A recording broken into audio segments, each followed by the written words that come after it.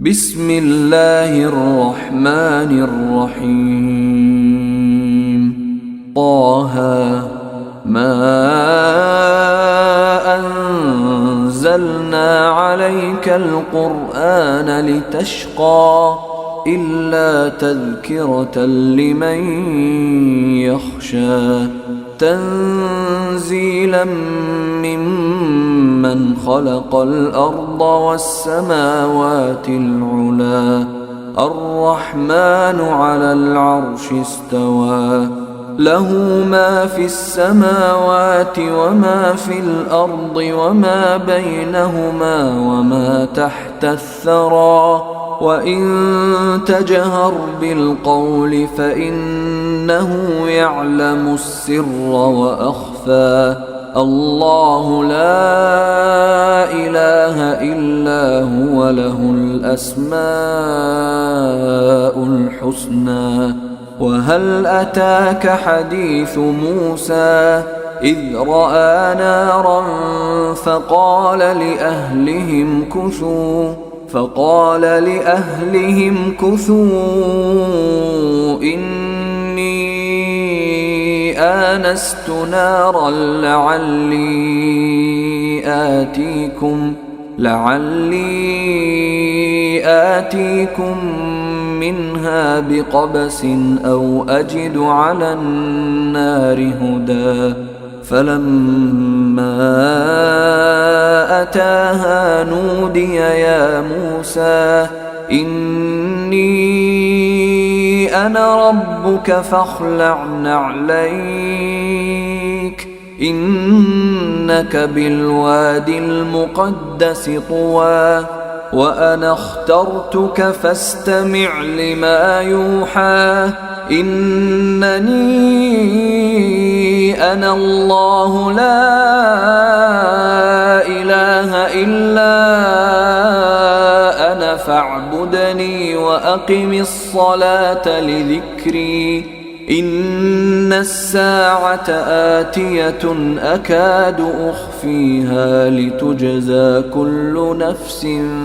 بما تسعى فلا يصدنك عنها من لا يؤمن بها واتبع هواه فتردى. وما تلك بيمينك يا موسى قال هي عصاي أتوكأ عليها وأهش بها على غنمي ولي فيها مآرب أخرى قال ألقها يا موسى فألقاها فإذا هي حية تسعى قال خذها ولا تخف سنعيدها سيرتها الأولى واضمم يدك إلى جناحك تخرج بيضاء من غير سوء آية أخرى لنريك من آياتنا الكبرى اذهب إلى فرعون إنه طغى قال رب اشرح لي صدري ويسر لي أمري واحلل عقدة من لساني يفقه قولي واجعل لي وزيرا من أهلي هارون أخي أشدد به أزري وأشركه في أمري كي نسبحك كثيرا ونذكرك كثيرا إنك كنت بنا بصيرا قال قد أوتيت سؤلك يا موسى ولقد مننا عليك مرة أخرى إذ أوحينا إلى أمك ما يوحى أن اقذفيه في التابوت فاقذفيه في اليم فليلقه اليم بالساحل يأخذه عدو لي وعدو له وألقيت عليك محبة مني ولتصنع على عيني إذ تمشي أختك فتقول هل أدلكم على من يكفله فرجعناك إلى أمك كي تقر عينها ولا تحزن وقتلت نفسا فنجيناك من الغم وفتناك فتونا فلبثت سنين في أهل مدين ثم جئت على قدري يا موسى واصطنعتك لنفسي اذهب أنت وأخوك بآياتي ولا تنيا في ذكري اذهبا إلى فرعون إنه طغى فقولا له قولا لينا لعله يتذكر أو يخشى قالا ربنا إننا نخاف أن يفرط علينا أو أن يطغى قال لا تخافا إنني معكما أسمع وأرى فأتياه فقولا إنا رسولا ربك فأرسل معنا بني إسرائيل ولا تعذبهم قد جئناك بآية من ربك والسلام على من اتبع الهدى إنا قد أوحي إلينا أن العذاب على من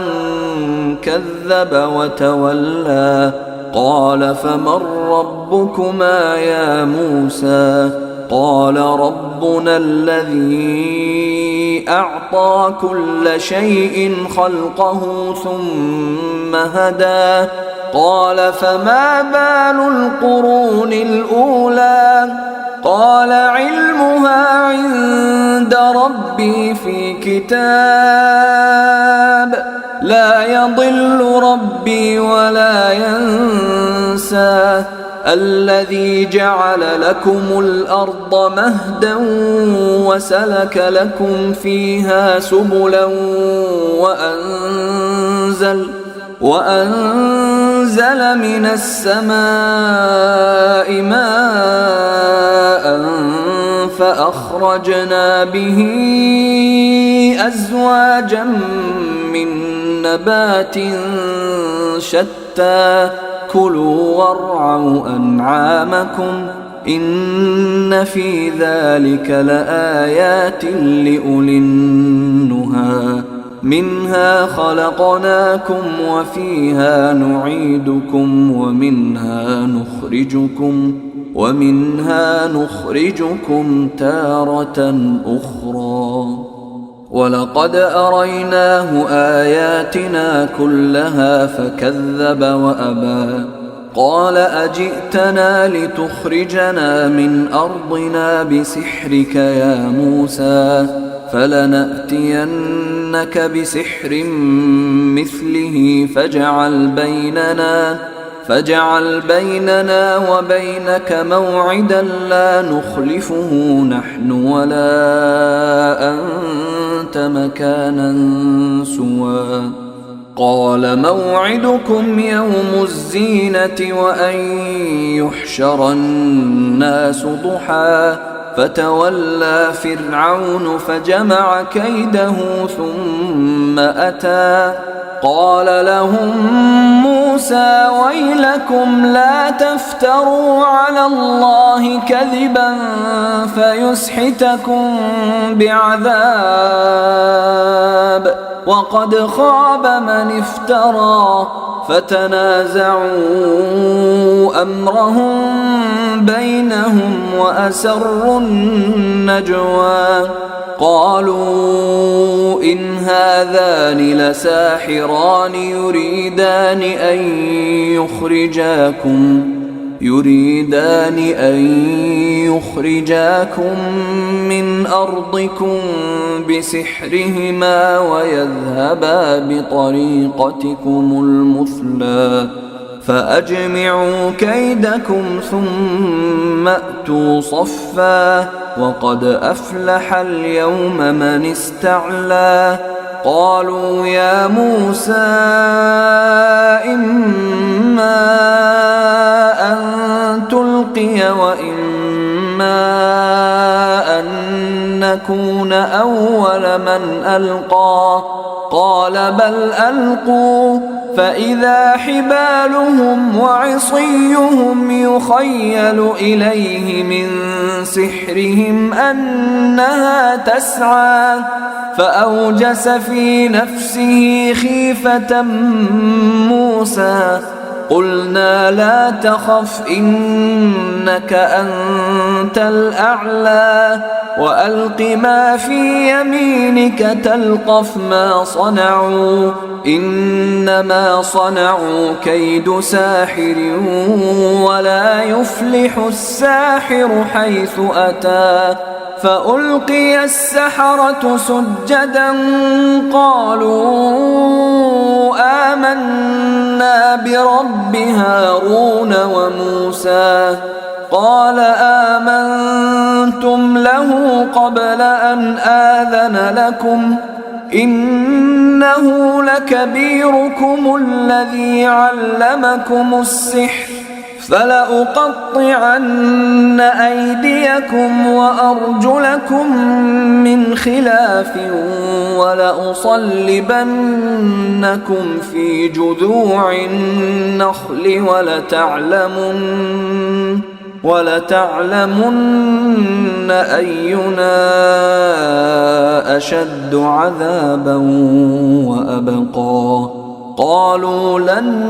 نؤثرك على ما جاءنا من البينات والذي فطرنا فاقض ما أنت قاض إنما تقضي هذه الحياة الدنيا إنا آمنا بربنا ليغفر لنا خطايانا وما أكرهتنا عليه من السحر والله خير وأبقى إنه من يأت ربه مجرما فإن له جهنم لا يموت فيها ولا يحيا ومن يأته مؤمنا قد عمل الصالحات فأولئك لهم الدرجات العلى جنات عدن تجري من تحتها الأنهار خالدين فيها وذلك جزاء من تزكى ولقد أوحينا إلى موسى أن أسر بعبادي فاضرب لهم طريقا في البحر يبسا لا تخاف دركا ولا تخشى فأتبعهم فرعون بجنوده فغشيهم من اليم ما غشيهم وأضل فرعون قومه وما هدى يا بني إسرائيل قد أنجيناكم من عدوكم وواعدناكم جانب الطور الأيمن ونزلنا عليكم المن والسلوى كلوا من طيبات ما رزقناكم ولا تطغوا فيه فيحل عليكم غضبي ومن يحلل عليه غضبي فقد هوى وإني لغفار لمن تاب وآمن وعمل صالحا ثم اهتدى وما أعجلك عن قومك يا موسى قال هم أولئك على أثري وعجلت إليك رب لترضى قال فإنا قد فتنا قومك من بعدك وأضلهم السامري فرجع موسى إلى قومه غضبان أسفا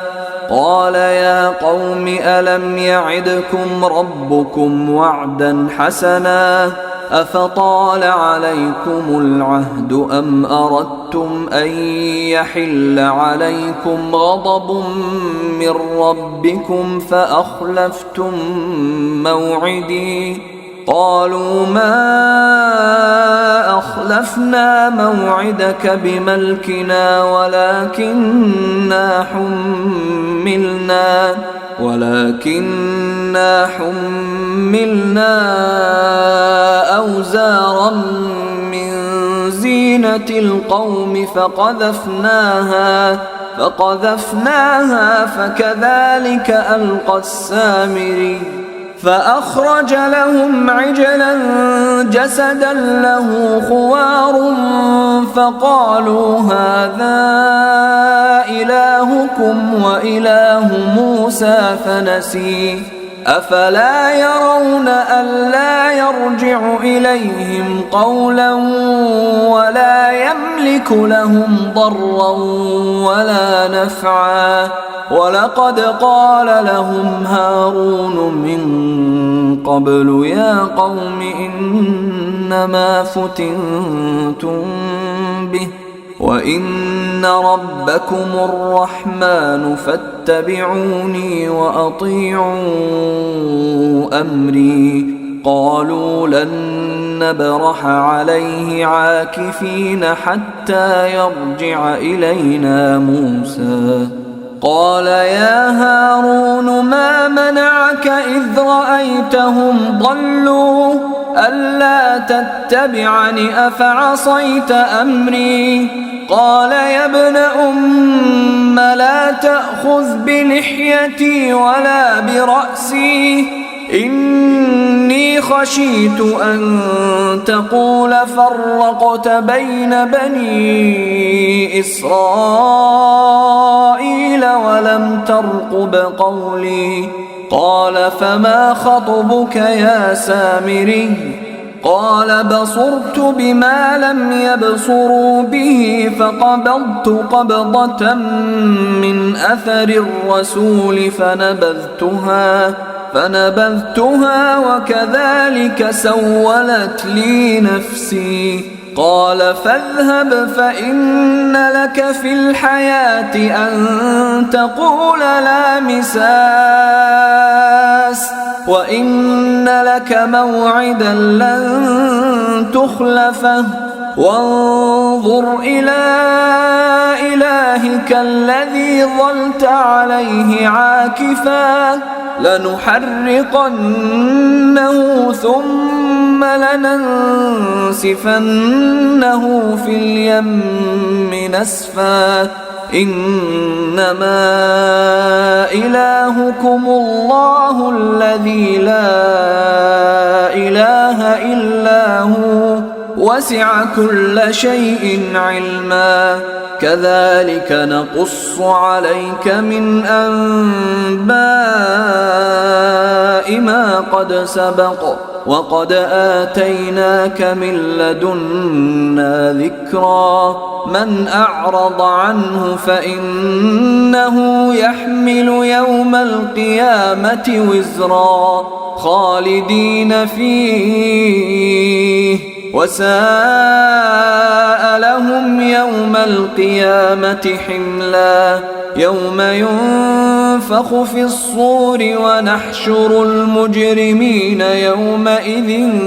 زرقا يتخافتون بينهم إن لبثتم إلا عشرا نحن أعلم بما يقولون إذ يقول أمثلهم طريقة إن لبثتم إلا يوما ويسألونك عن الجبال فقل ينسفها ربي نسفا فيذرها قاعا صفصفا لا ترى فيها عوجا ولا أمتا يومئذ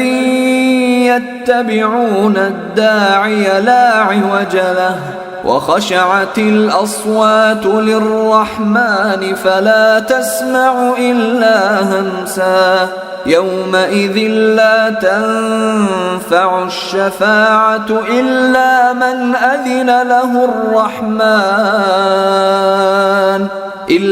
من أذن له الرحمن ورضي له قولا يعلم ما بين أيديهم وما خلفهم ولا يحيطون به علما وعنت الوجوه للحي القيوم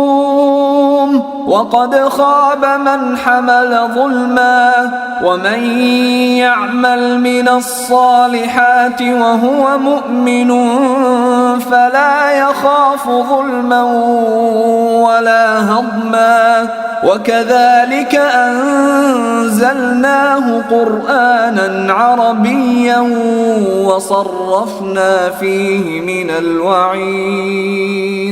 وصرفنا فيه من الوعيد لعلهم يتقون أو يحدث لهم ذكرا فتعالى الله الملك الحق ولا تعجل بالقرآن من قبل أن يقضى إليك وحيه وقل رب زدني علما ولقد عهدنا إلى آدم من قبل فنسي ولم نجد له عزما وإذ قلنا للملائكة اسجدوا لآدم فسجدوا إلا إبليس أبى فقلنا يا آدم إن هذا عدو لك ولزوجك فلا يخرجنكما من الجنة فتشقى إن لك ألا تجوع فيها ولا تعرى وأنك لا تظمأ فيها ولا تضحى فوسوس إليه الشيطان قال يا آدم هل أدلك على شجرة الخلد وملك لا يبلى فأكلا منها فبدت لهما سوآتهما وطفقا يخصفان عليهما من ورق الجنة وعصى آدم ربه فغوى ثم اجتباه ربه فتاب عليه وهدى قال اهبطا منها جميعا بعضكم لبعض عدو فإما يأتينكم مني هدى فمن اتبع هداي فلا يضل ولا يشقى ومن أعرض عن ذكري فإن له معيشة ضنكا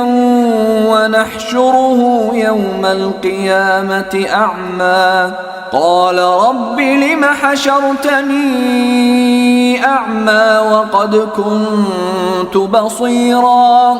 قال كذلك أتتك آياتنا فنسيتها وكذلك اليوم تنسى ينسى وكذلك نجزي من أسرف ولم يؤمن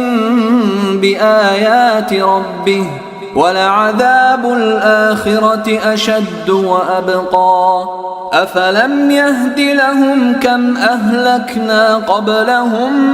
من القرون يمشون في مساكنهم إن في ذلك لآيات لأولي النهى ولولا كلمة سبقت من ربك لكان لزاما وأجل مسمى فاصبر على ما يقولون وسبح بحمد ربك قبل طلوع الشمس وقبل غروبها ومن آناء الليل فسبح وأطراف النهار لعلك ترضى ولا تمدن عينيك إلى ما متعنا به أزواجا منهم زهرة الحياة الدنيا لنفتنهم فيه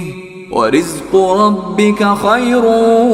وأبقى وأمر أهلك بالصلاة واصطبر عليها لا نسألك رزقا نحن نرزقك والعاقبة للتقوى وقالوا لولا يأتينا بآية من ربه أولم تأتهم بينة ما في الصحف الأولى ولو أنا أهلكناهم بعذاب من قبله لقالوا ربنا لولا أرسلت إلينا رسولا فنتبع آياتك من قبل أن نذل ونخزى قل كل متربص